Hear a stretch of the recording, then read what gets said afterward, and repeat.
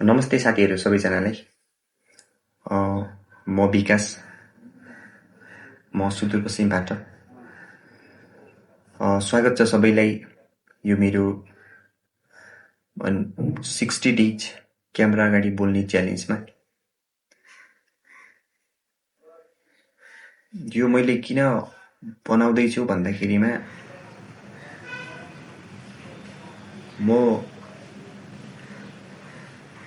ममा कमजोरीहरू छ कि धेरै।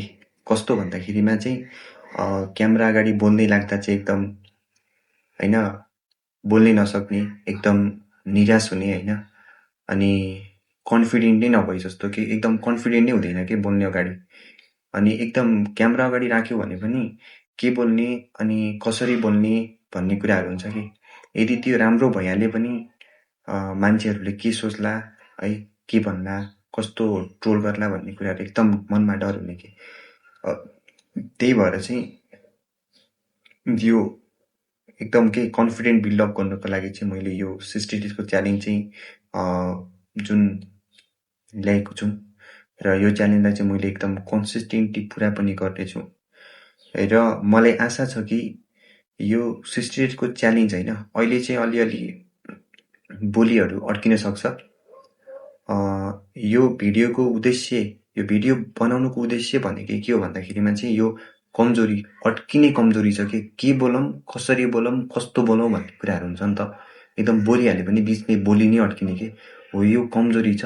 तर यही कमजोरीलाई म सुधार्नुको लागि चाहिँ के भइरहेको छ भन्दाखेरिमा चाहिँ अगाडि क्यामेरा ठड्याएर चाहिँ आफ्नो चाहिँ जुन कुराहरू राखिरहेको छु कि। सो मलाई लाग्छ यो 60 डेजको च्यालेन्ज पछि चाहिँ अलि ममा केही कन्फिडेन्टहरू चाहिँ आउने छ है, आउने छ। मैले सरस्वती बोल्न सक्ने छु। सो त्यही भएर चाहिँ मलाई के लाग्छ भन्दाखेरिमा हजुरहरूले पनि एकदम समय छ भने चाहिँ यो भिडियोलाई हेर्नु होला हैन। यो भिडियोलाई हेरेर अनि चाहिँ एउटा राम्रो आफ्नो रेस्पोन्स के आफ्नो मनमा लागेको रेस्पोन्सहरू चाहिँ के भन्छ भन्दा कमेन्ट बक्समा चाहिँ छोडेर जानु होला। यहाँ कि हजुरहरूको जुन कमेन्ट हुन्छ, पोजिटिभ कमेन्ट हुन्छ, त्यो कमेन्टले चाहिँ मलाई एकदम ऊर्जा दिनेछ र कन्फिडेन्ट लेभल पनि बढाउनलाई सहयोग गर्नेछ।